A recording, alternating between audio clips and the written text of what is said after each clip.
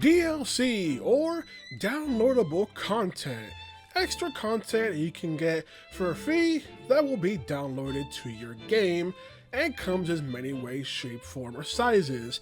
Remember when this kind of thing started being a thing around, well, I don't technically have it earlier with stuff like Sigh channel, stuff like that, but I'm not that old. So, something for me would be the PS3 era where I didn't even know DLC was a thing or understood it. But nowadays, many companies decide, like everything else, how can we use this to screw over the customer while filling our bottom line? The first time I became fully aware of DLC was actually for the pre-order DLC for Batman Arkham Asylum, which I didn't even know was really a thing until my cousin told me how ready to talk about, you know, seeing the commercials. I'm like, nope. And I pre-ordered the game and everything, and never thought I even checked to use the code and everything in order to play that challenge map, because I didn't even know about it. Or the fact that Arkham Asylum also had DLC maps as well that I just didn't really know about until I eventually got the Game of the Year edition, despite already in the base game, I'm a dumbass, and freaking ended up playing those maps, just not being foreign to the idea of content you can download. I didn't know what the PlayStation Store was. Listen, I didn't know the full details of my PS3 when I first got it. I had to learn about it as I had the system and everything. Now, it's not as if games before this haven't had expansions or re-releases and stuff. Like, I remember Fable or Fable The Lost Chapters being the PC release of bonus content and got backported to the Xbox and everything. Or even when I played the Guild Wars games and I would go to stores to buy the expansions like Factions, Nightfalls. I didn't buy Ida North, I missed out on that one, kind of thing, where those were stuff I had to go out physically get physical copies that I still own, where nowadays you can just purchase them digitally from places like Steam, which will technically make those expansions DLC in a way, shape, or form, and you think about it. I mentioned the whole entire thing of pre-order bonuses that can just still exist even if you didn't pre-order the game. And I'm gonna just say this, I only just now bought copies of Sonic Hedgehog Generations and Sonic Racing Crossworlds, and both of them came with their pre-order bonuses, despite it clearly not being the launch or pre-order time period. So it's hilarious when some games are just the day one edition way after the fact. So, you know what happened about World of Final Fantasy, and it was a day one edition and still had the Sephiroth pre-order summon, despite it being way after the fact when I got it, not day one edition at all. Some other cases of pre-order DLC I want to mention includes Infamous Second Son, or was a pre-order DLC called Cole's Legacy, which was special missions designed to have characters never be mentioned, or characters just talking from the first game and everything, in order to try and better bridge the gap between Second Son and Infamous 2. The problem is, this DLC was pre-order only in the West for so many years, because for some reason, they just never put it up on PSN until many years later when he updated the game. So nowadays you could do it, but it was a huge gap. We didn't pre-order the game, you just never got Cole's Legacy. It wasn't just missions, it's also outfits that made you dress similar to how Cole did in the first entry and everything. It was one of those things that's like, cool idea for a pre-order bonus, but the fact that it took years for non-pre-order people in order to get access to it is nuts. And like I said, it's designed to try and bridge the gap between the games, even if it still can't successfully do that, but hey, they tried. Digimon World Next Order also had a more unique pre-order bonus, because when I saw it, it was like, oh, I got a pre-order bonus for the soundtrack of the game. That's cool. Only to find out that, no, what I instead got was a soundtrack app for the PS4 and now PS5 as well, that allows you to listen to music from the original Digimon World 1 and music from Digimon World Next Order, since Next Order remixes all the tracks from the first game, which is a cool thing, but it's one of those things where like, great, I kind of want to prefer, so, you know, something I can actually rip and put on my phone and listen while I'm on the go. And probably what I read, I put on the European website for Bandai Namco back in the day, it actually functioned like that, where it's just an OST download onto your computer I could do whatever with.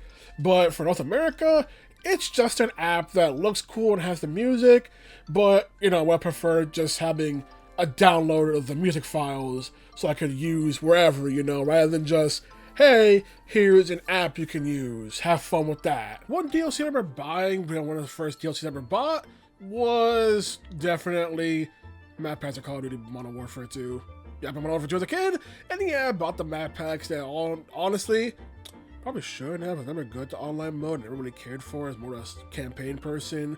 But it's one of those things that, at least during that time, many first-person shooters or shooters of any kind would have map packs, but nowadays, they don't really do that, since all it does is just fragment your player base. So companies thought of something else that I'll get to later in order to deal with that and try to get more revenue. One very scummy era of DLC that I will never forget, never get over, was the online pass era, where companies wanted to charge you for buying a used copy by having an online pass that a person who previously owned the game probably already used, and therefore you would not have access to the online and had to pay $10. That counts as DLC, since you have to download the right to use a portion of the game's features. So yes, I'm counting that. Or you just have weird ones like freaking Batman Arkham City being like, hey, here's an online pass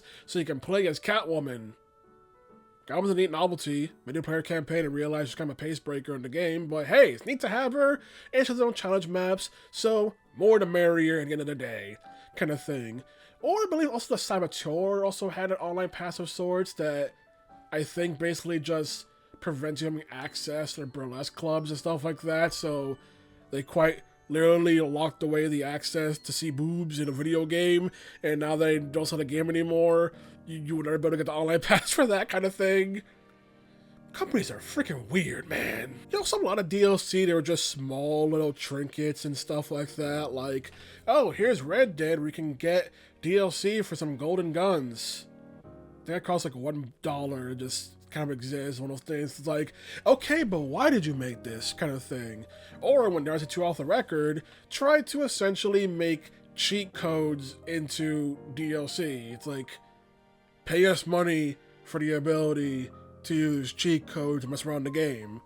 And again, or as a sandbox mode, like, why do that one? But speaking of Red Dead, it also had amazing DLC being Undead Nightmare, an entire freaking zombie campaign for the game that basically was an entire second campaign in itself, with so much stuff to do, new weapons to use, stuff like that to enjoy, and new bonuses, which is freaking crazy. And it was to the point where the DLC was so good and popular, they gave it its own physical release, even back in the day on the PS4 360, and that is freaking cool when DLC can get its own physical release. Gotta mention this one, Xenoblade Chronicles 2. It had a season pass. We got a lot of bonuses, especially the challenge maps, everything, which provided more challenge, but also cameos from characters Xenoblade 1 and Xenoblade X. And this is a beloved piece of DLC, but that was not all. You also had the prequel story campaign, Torna the Golden Country, which also got its own physical release and everything a year later, and it is a sizable campaign, being its own game in itself as a DLC you can own that was just part of a $30 season pass. So there's some DLC stuff that are not only huge, they can just have their own physical release and everything down the line, which is freaking awesome to see, kind of thing, since some people generally see DLCs as like lesser in a main game and everything, but some of them can just be their own game and everything. And while it didn't get its own standalone release, there was also Xenoblade 3 Future Redeemed. That was also a game in itself.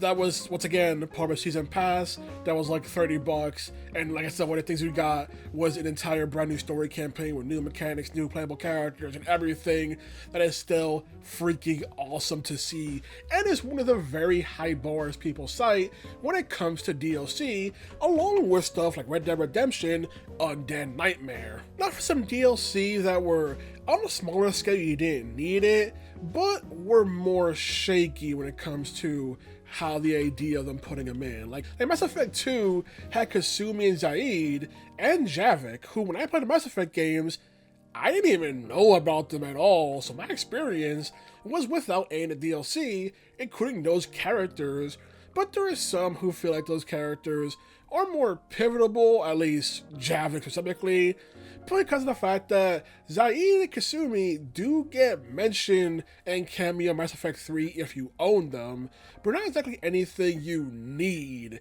But they definitely help with your adventure, not just being party members, not just having their own missions, but can also help with the suicide mission in the Mass Effect 2 as well, where Javik could just also help add more context and lore to the world of Mass Effect, considering Javik being a Prothean and everything, which is a cool thing to have, but also one of those things where a cool thing to include that adds a good bit, and it was DLC and not part of the main game itself kind of thing. I believe Javik was a pre-order bonus.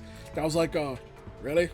When I found out about it, that it's weird, you know? Another case of popular DLC that when I played it, I didn't even know they were DLC, or the Grand Theft Auto 4 DLCs, specifically more so the more popular Ballad of Gay Tony for Grand Theft Auto 4, that once again, when I played it, it was on a disc version, so I didn't even know it was DLC until years later. Once again, in the case of a DLC campaign that was so popular, it got its own standalone physical release, bundled in with The Lost and Damned. It was one of those cool things that comes with DLC.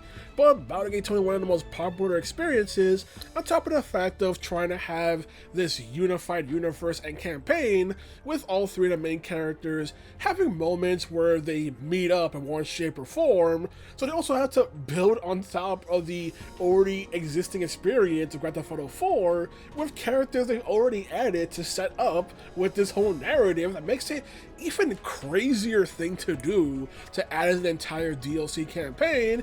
And then Johnny got done dirty in GTA 5, got literally both physically and metaphorically character assassinated. Rockstar, I hate you. Fighting games are a popular genre in order to get DLC, since it's just, hey, we can add a new character and add them into the game and everything. Granted, there are some instances where I'd like them to do more, like for example for me, Soul Calibur, including DLC characters having their own brief story mode, is something I would prefer, but it's not as if I didn't buy the DLC characters for Blazblue Continuum Shift, who were Platinum Trinity, Valkenhayn, and Makoto, who when they didn't have their own story bits when it came to being included, they still had unique interactions with the characters they went against, which was freaking cool to have, or to get more into the character, even not their own story mode yet, which they got later in the re-release, doubled them as DLC, and I did like them as DLC. Hell, Super Smash Brothers is one of the cases where people constantly have their eyeballs of the reception people treat toward DLC fighter for Super Smash Bros. You would think people were looking on with joy of a brand new console being announced or something, but that just shows how big Smash Bros. Is, where even a DLC fighter can have that much level of excitement. To a point where the DLC fighters include not just a fighter, include a stage, and include music for, I think it's like $8. That's so cheap, and you get so much for an inclusion. On top of the fact they get used in every mode of the game as well. That is freaking crazy. Correction, they're $6. Even better deal. Oh my god. Now, one thing I've never really thought about is how people see the price tag of DLC. Like for me, I use a DLC based on the price tag of the DLC itself. But there are many who judge the price tag based on the price of the game itself, specifically. There's the fact that I think that Smash Ultimate characters being $6 is an insane deal, but I've seen people think that $6 is apparently too much for them. They look at other fighting games that charge more, and I'm like, huh? Kind of thing.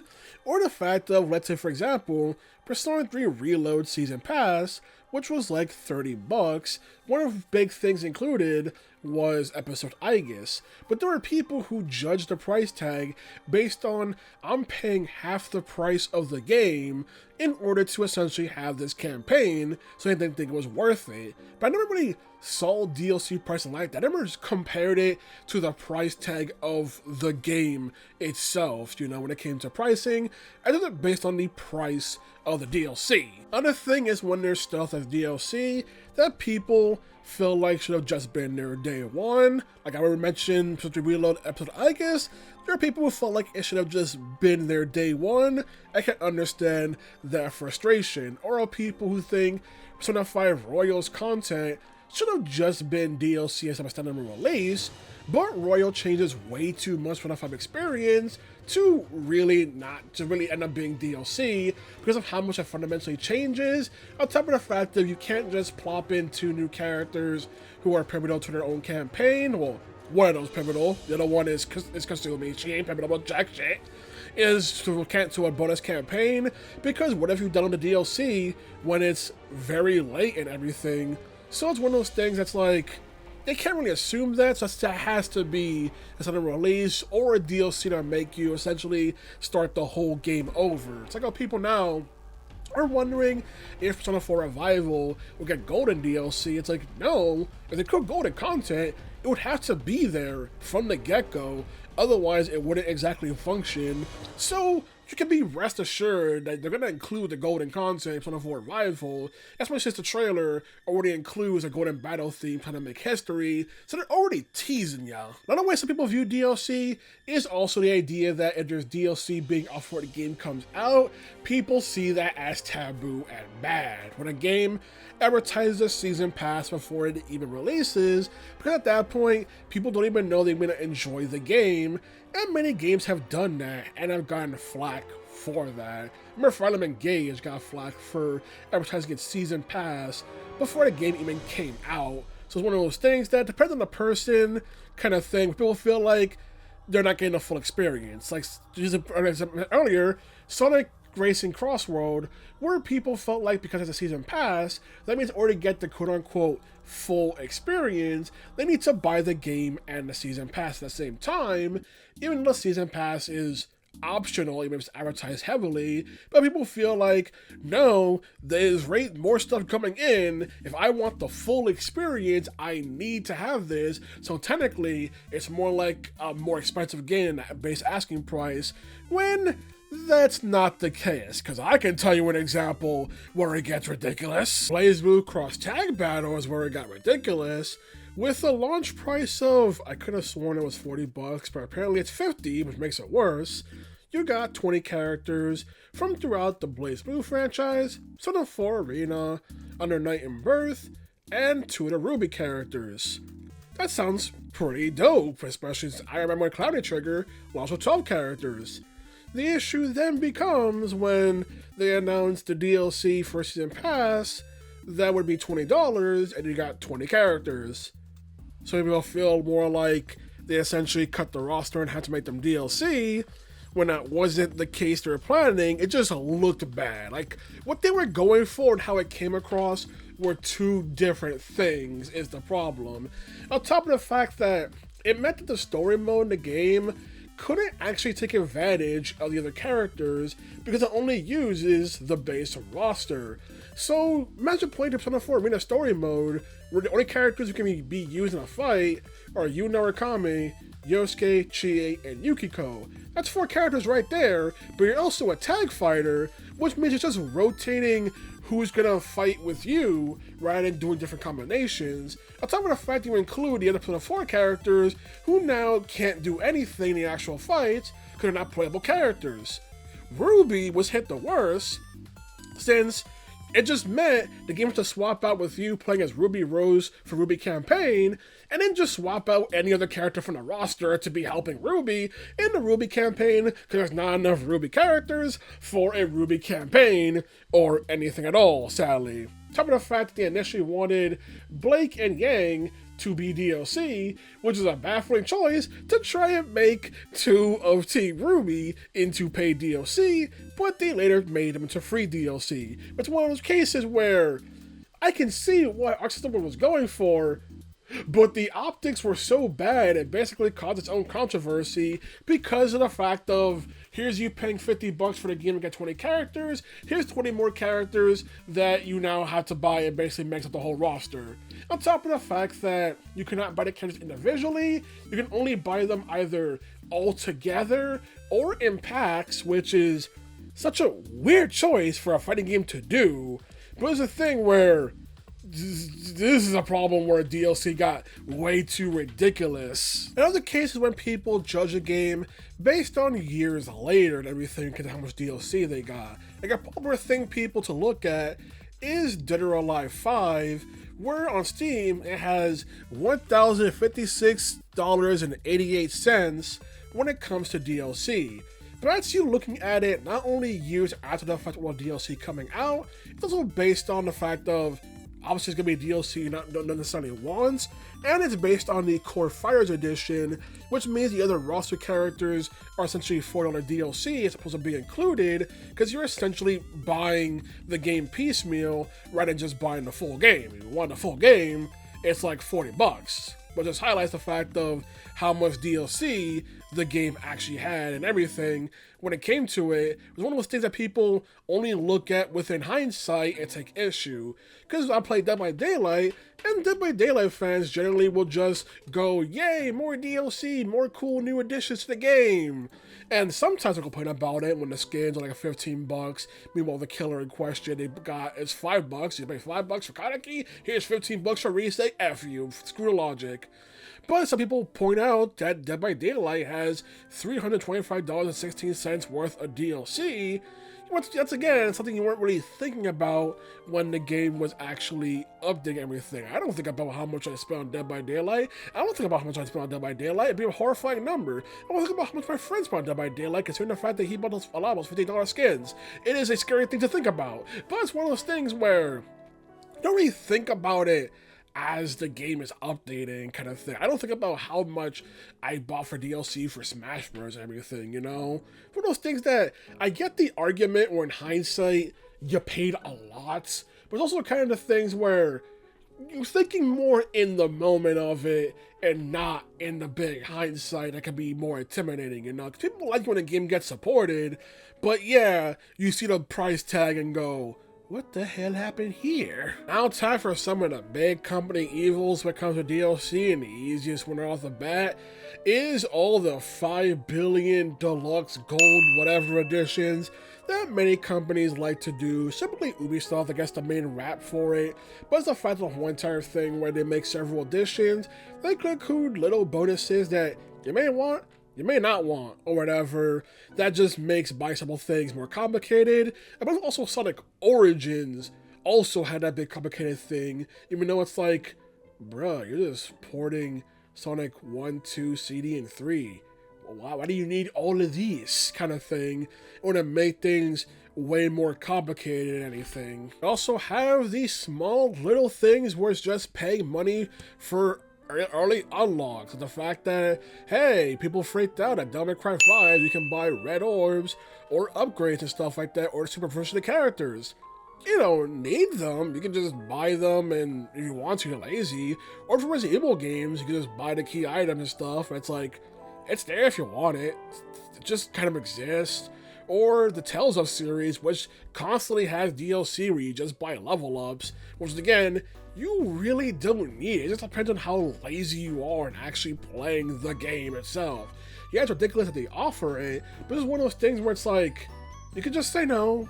You can just be like, no thanks, I don't need this, you know, I'm good as I am playing the game. Speaking of Devil May Cry 5, you also had the Virgil DLC that was offered for PS4, Xbox One, and PC players, but that meant for PC players, they got screwed over out of not getting stuff like Legendary Dark Knight or the ray tracing features that were added into the PS5 Xbox Series editions, which just sucks that, yeah, it's like $5 DLC for Virgil, and I like playing as Virgil, but it's one of those things where basically PC players got screwed out, which honestly, that happens a lot where they'll just make something, make it for console, like DMC Definitive Edition is only on console and not on PC for some reason kind of thing.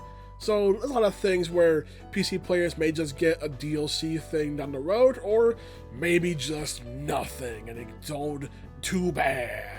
The biggest evil easily has to go to the microtransactions in any way, shape, or form, trying your best to essentially boil a frog method people in order to basically do little mini charges, but they don't know how much they're actually spending and how ridiculous it actually gets with the microtransactions. I mentioned Dead or Alive, I mentioned Dead by Daylight with the skins and everything. It's like, yeah, those are microtransactions, but I look at a $15 skin, I'm like, it's a $15 skin.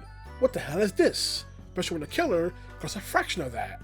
what the hell is this kind of thing that baffles me, but many purchase it and they enjoy their purchase, but then some things would get ridiculous, like Mass Effect 3's multiplayer mode essentially being one of the big reasons why freaking loot boxes become a big mechanic in console titles, because of the whole entire aspect of it had loot boxes, it was a popular AAA game, and essentially popularized the idea of just adding loot boxes into games, whether it made sense to have it or not, or the fact that freaking Overwatch also had loot boxes, and I hated them with my whole being because they sucked, and then the fact that Overwatch 2, I believe, brought them back, and people clapped for a bad mechanic that wants to charge you up the ass being brought back.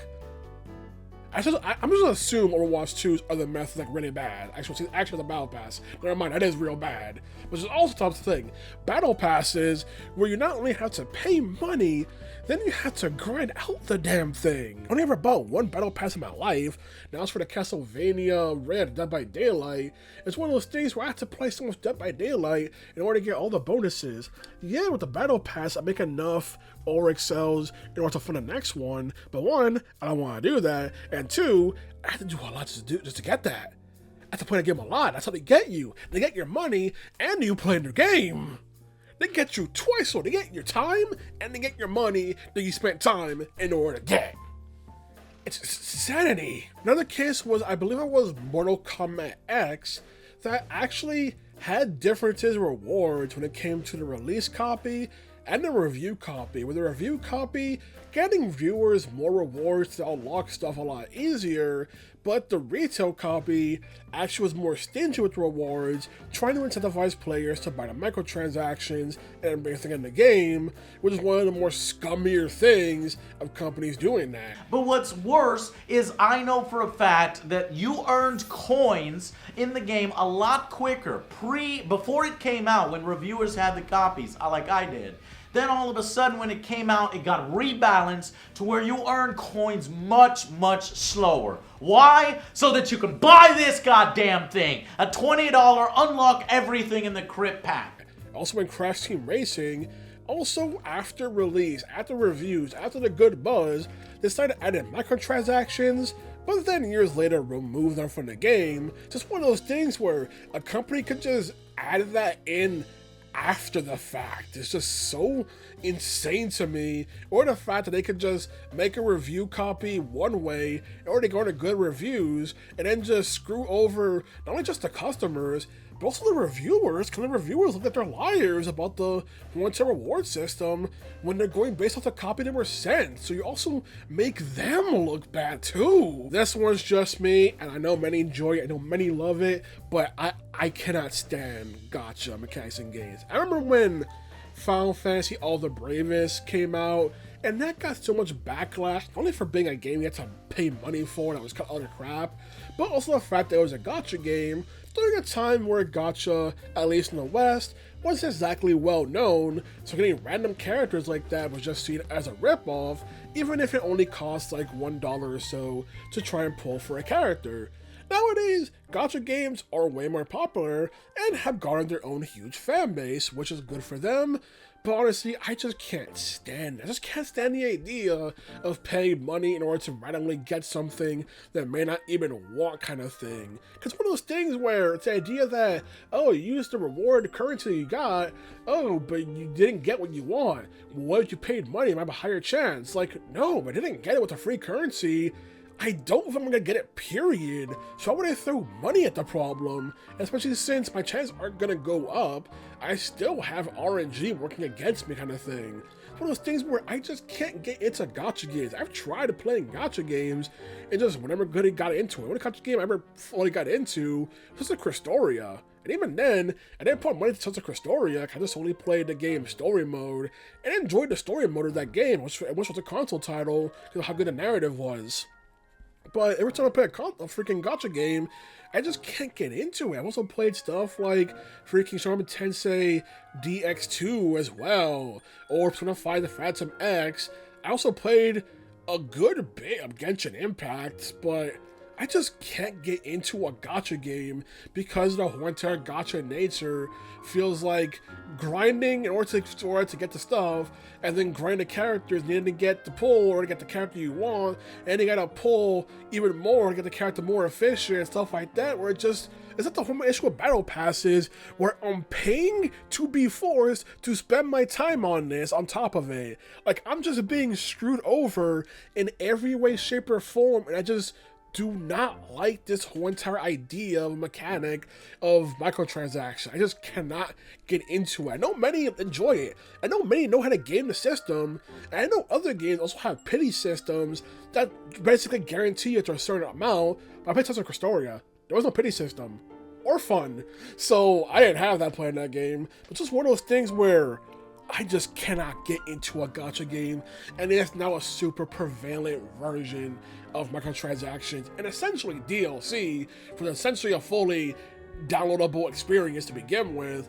But it's DLC that's also random, and I just can't get into it. It's just crazy to me how it went from Final Fantasy All the Bravest, where people were baffled and hated the idea and joked about it, and now people are just go with it, which I said, that's good for those people, but I'm still fundamentally back in the day of being like, no, I'm not paying money for a random character. Hell nah. I want to ramble about DLC and just all the stuff when it comes to how games implement them, especially when in certain cases it can be some really cool stuff, and there's people who can want DLC, like the fact that people for years wanted a single player DLC like Grand Theft Auto 5 that apparently at one point was planned but got scrapped in favor of more Grand Theft Auto Online content, or how right off the gate people wanted DLC for Mario Kart World. Game just came out and already want DLC, there's a problem. And where people are already trying to imagine what kind of DLC Persona 4 Revival will get. This is a problem. Why are people already imagining DLC for games already been out yet? Oh my god, down the pack, what's going on here? Kind of thing. Or just stuff that's just DLC where it's just, hey, here's a one bot, like Persona 5. Hey, here's DLC personas that break the game, get the compendium, kind of thing. Where it's just, sometimes it's just there just to like essentially just completely break the game entirely kind of thing. But if you're doing that, why even playing the game? I'm gonna enjoy the game or anything kind of thing, you know? It's one of those weird aspects, but just something use the DLC. I like how Smash Bros does with the DLC. You get so much for $6 per character and everything, and a neat bonus if you buy season passes, or the fact that some of the Mii skins come with music remixes. They give you so much bang for your buck, and the fact that I've seen people not like that is so baffling and everything. And compare it to like Blazblue, where Blazblue, Chrono Phantasma, Continuum Shift, and Central Fiction, not release those orders, we get the idea, charged you $8 per character, and you only got the character, no story mode or anything, no extra stage, or anything like that. So it's kind of one of those things where, to me, Smash Bros. Is like a very good deal in that sense. I also seen some people complain about, well, all the DLC, what about stuff like the FGC, who has to freaking set up all these stuff, and need DLCs for all these different devices for tournaments? To which I go, I don't care. That's all I gotta say on the topic when it comes to DLC. Might have a sick man where if I'm a friend trying to make more DLC stuff he liked. I'm not sure, haven't confirmed it, so it's actually I actually don't know. Anywho, that's all I gotta say. Go out there, enjoy DLC that you enjoy, whether it be small or big, or basically its own separate release. And please don't fall prey to the more scummier DLC that companies be doing just to give you a bad deal. Like, you may like, I said, maybe people like gacha games. I don't, but hey, just do enjoy the stuff that you enjoy, and don't feel pressured, especially when it comes to like pre-order bonus. Chill, calm down, relax. I just bought 2 games earlier that came with their pre-order bonuses after even like a year. It's f***ed up because I got some generations before people with the limited run game special edition did. That's what I gotta say already then. Good day. Dragon Ball Xenoverse 1, I remember getting this game on my 360, I think back in 2013. And I believe I had actually pre-ordered this. I can't specifically recall because it was a while back. But I believe I have pre-ordered it because I remember it came with a code to redeem Super Saiyan 4 Vegeta DLC. Now, that's my gripe with this game, where the story, everything else, I don't mind it, I like it, I like the what-ifs, I like the altering, all that jazz, but Super Saiyan 4 Vegeta was literally only accessible if you got that code. If you didn't have that code, he never came to like any digital platforms, and you couldn't buy him after the game was released. So either you were one of the lucky ones who pre-ordered the game, or was it the day one edition? It was one of those two. I can't specifically recall. Either you were one of the lucky ones to have it and you had Super Saiyan 4 Vegeta, or you are out of luck and you weren't able to use him. Now, as I said, I had a code to redeem Super Saiyan 4 Vegeta, but now obviously this is a me issue, not a game issue, but this was before I gamed online, so I didn't have online connection, therefore there was no way for me to redeem Super Saiyan 4 Vegeta. And as time went on, you know, I moved on from the 360, Xenoverse 2 came out, etc, etc. When later on I started moving to PC gaming, and I had Xenoverse 1 on PC. Again, since Vegeta was a pre-order thing, even on the PC version, somehow surprisingly, even with mods or anything that can like mine data, you cannot access Super Saiyan 4 Vegeta at all. So he is truly lost to time. It is incredible. It was really kind of lame to not be able to get access to a character if you didn't pre-order it or get a code for it at that time or whatnot. But that's my only gripe with this game. Dead Rising 2 is my favorite game. It's near and dear to my heart, and it was my first Dead Rising game. Now, the DLC that I really liked for this one, and judging, you can obviously assume by the picture that I'm using, I played it on the PS3, therefore I did not have access to the Case West DLC that was only on the Xbox 360. However, I learned about it later on, and watching videos of it, I was thoroughly blown away by that DLC. That is probably my favorite DLC, and I wish I could have played it. And I was really impressed by the DLC. I like Case West. I love how Chuck Green and Frank West team up. And, you know, at that time, again, being Dead Rising 2 at that time was my only and my first Dead Rising game. So I was like, who's Frank West? But later on, as I played the rest of the games and learned the characters, I was like, oh man, this is such a cool team up. I really like the boss fight against, I'm not even gonna attempt to pronounce his name, but I like that boss fight. I like the lead up to it, and I also like the music for it. The theme of his, I feel like he has two different themes. The theme you hear when you're about to fight him, and then the theme that was extracted from the game. I really do like Case West. I feel that was a very solid DLC. Dead Space 3 was a pretty alright game. It's not particularly my favorite out of the trilogy. I like Dead Space 2 is my favorite overall. However, for Dead Space 3, its DLC was both, in my opinion, bait and lackluster.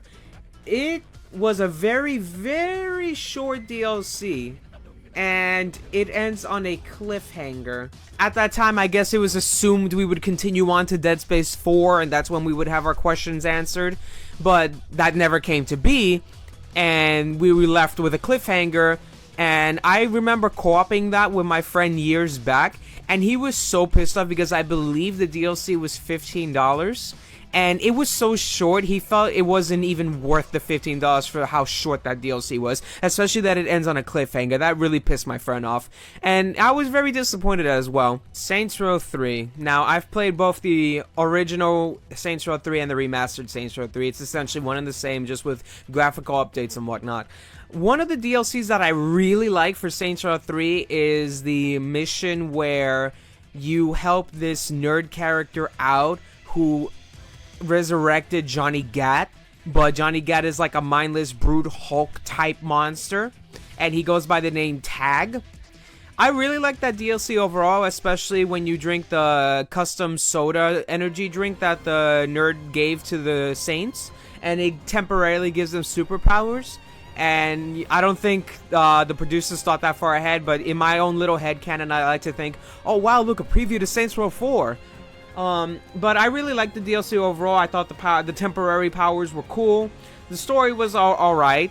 And I really, what I really liked the most was at the ending where the camera starts panning up the bridge and the nerd is narrating.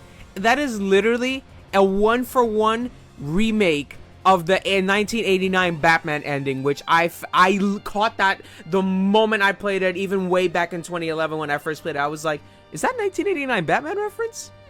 But that's my favorite DLC for Saints Row 3. Mass Effect 2 is a very good game, and I've said this countless times. I love the Mass Effect trilogy overall, 3 being my personal favorite, but I like 1, 2, and 3 as well. Now, for 2, 2 has a lot of DLCs. Now, each of the Mass Effect games have DLC. I don't really have anything to say about Mass Effect 1's DLC. They're alright, but I do have some things to say about Mass Effect 2's DLC. The DLC companions that you get in Mass Effect 2, Kasumi and Zaid. I like both of them. I feel like they are last-minute additions. I didn't really play this on release. I got into Mass Effect very late, so I don't know what the story or the cycle is about how that came to be.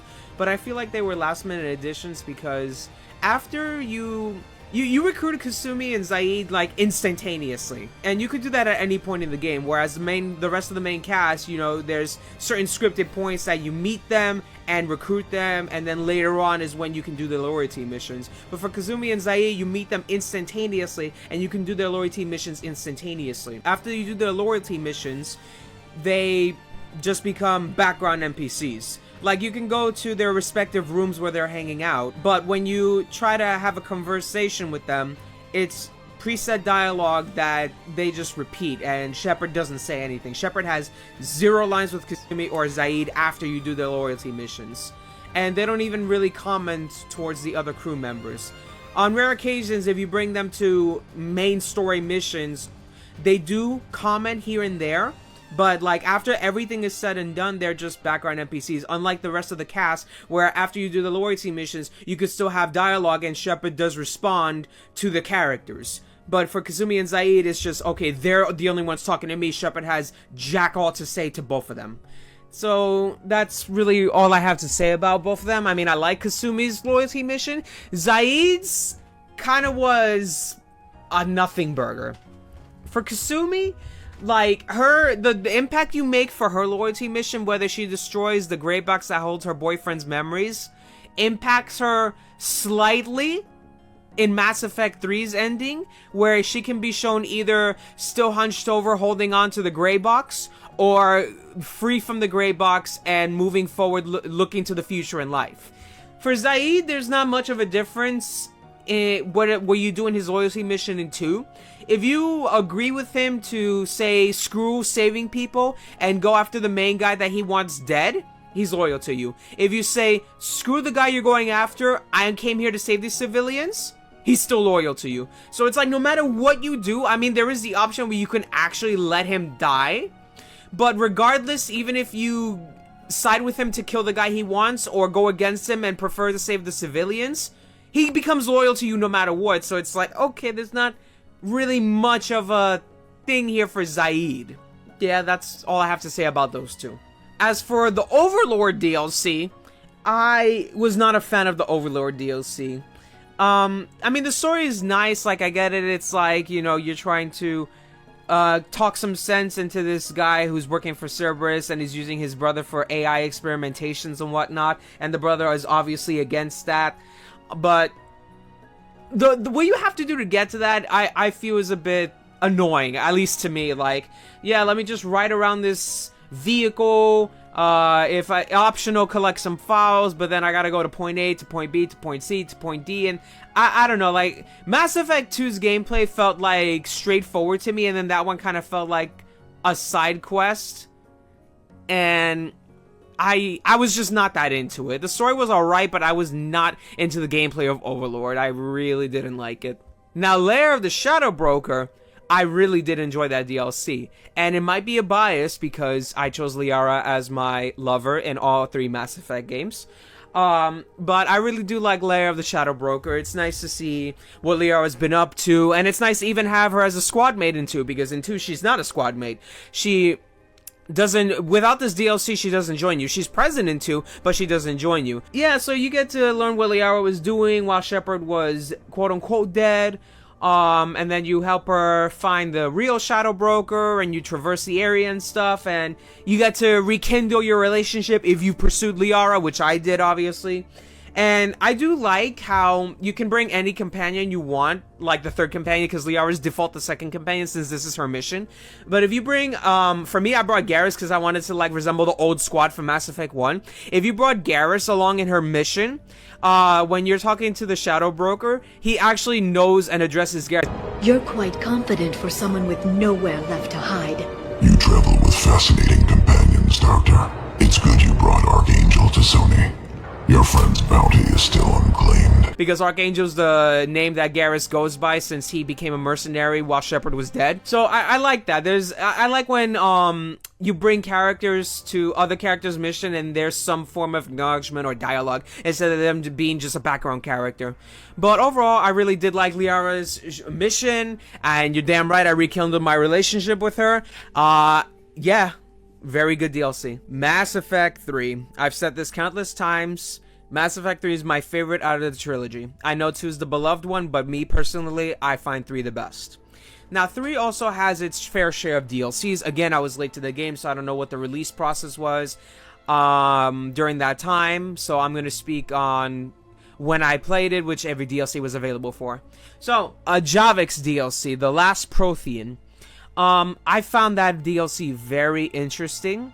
I like Javik as a character. His entire story was very cool.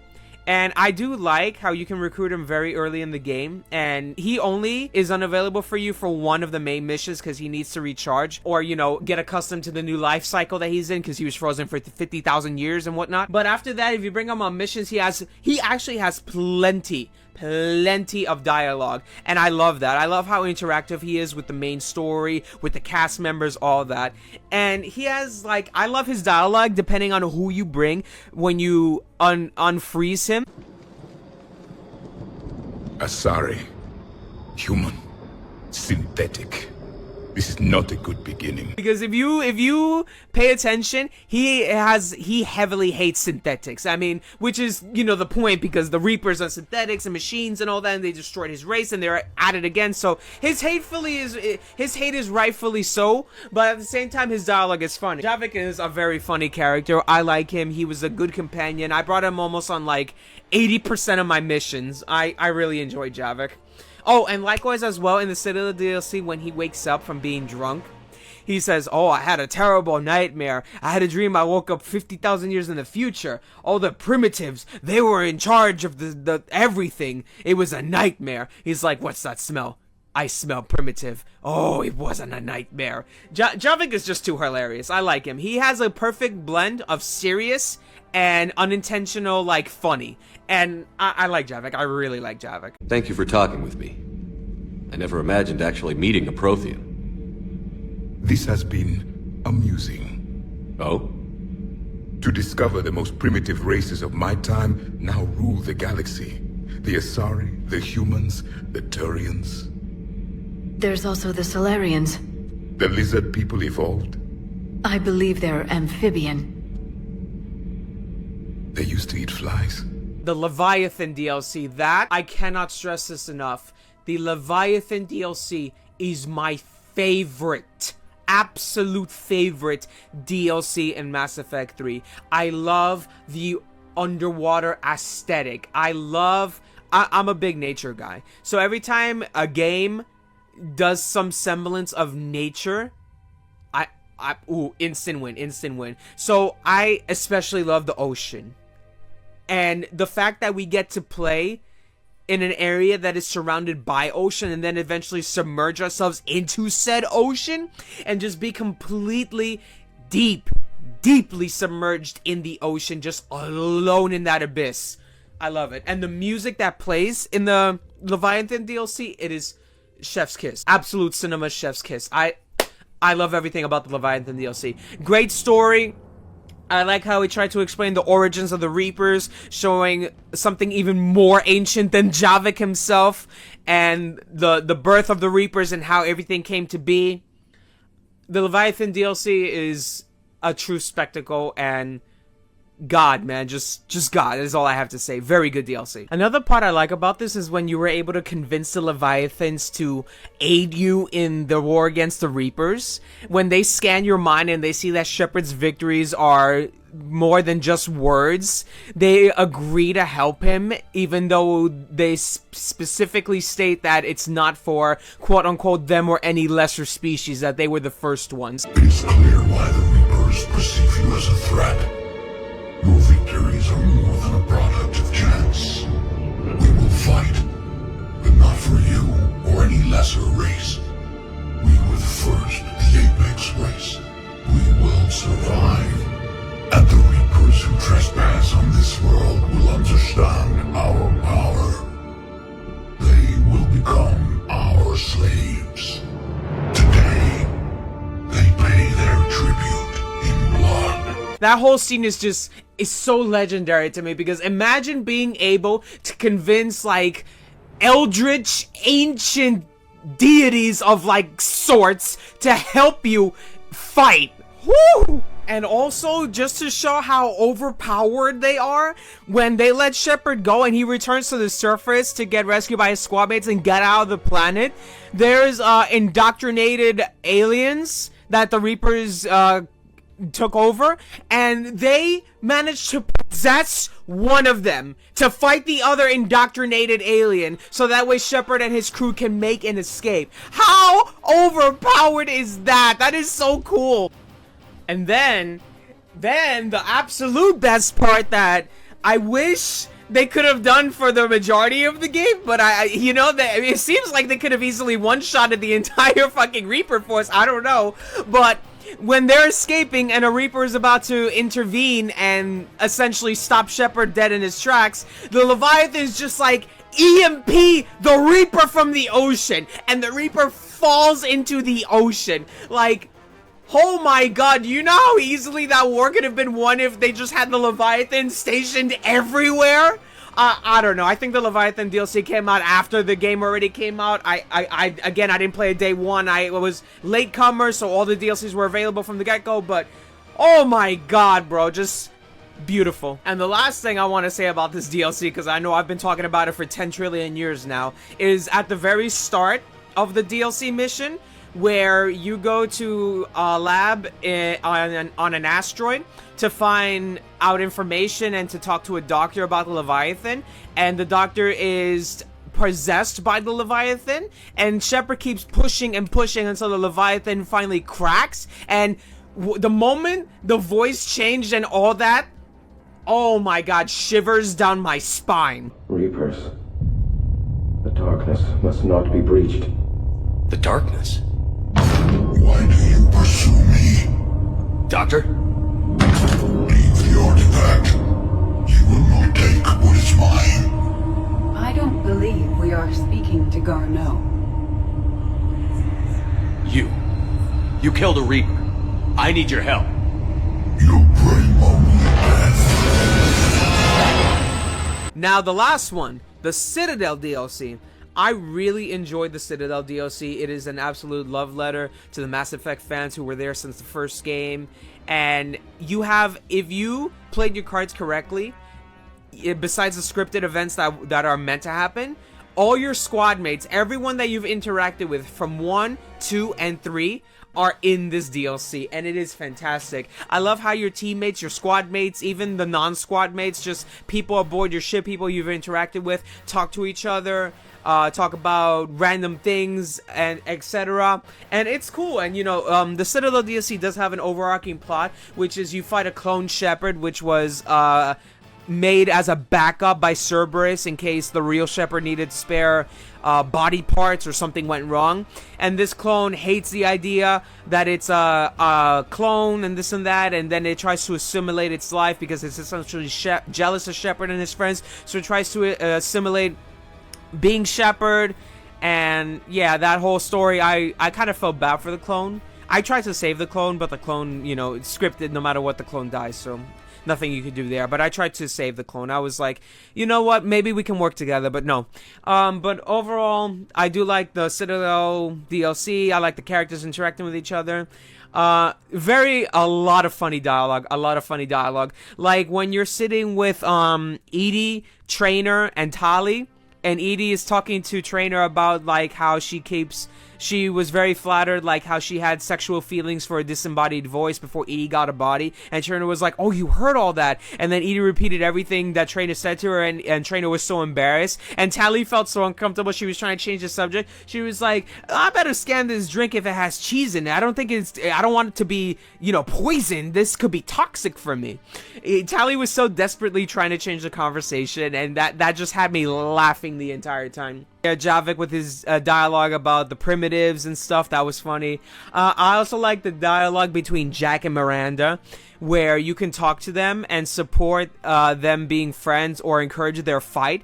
And I didn't know this, but I supported them being friends, but Shepard kind of had like a smart-ass dialogue, being like, this is all just sexual tension, right? Why don't you two just kiss and make up? And then both of Miranda and Jack were like, are you kidding me? And if you have Kasumi comes out of being invisible, and she's like, I've got my camera ready. There's a market for this, And then Jack is like, I'm gonna beat the shit out of you, Kasumi. And then Miranda's like, let's just drink. That was so funny. Like, Kasumi, come on now, really? Everything there was funny, and you even have voice recordings and letters from Mordin, because, spoiler alert, he's scripted to die.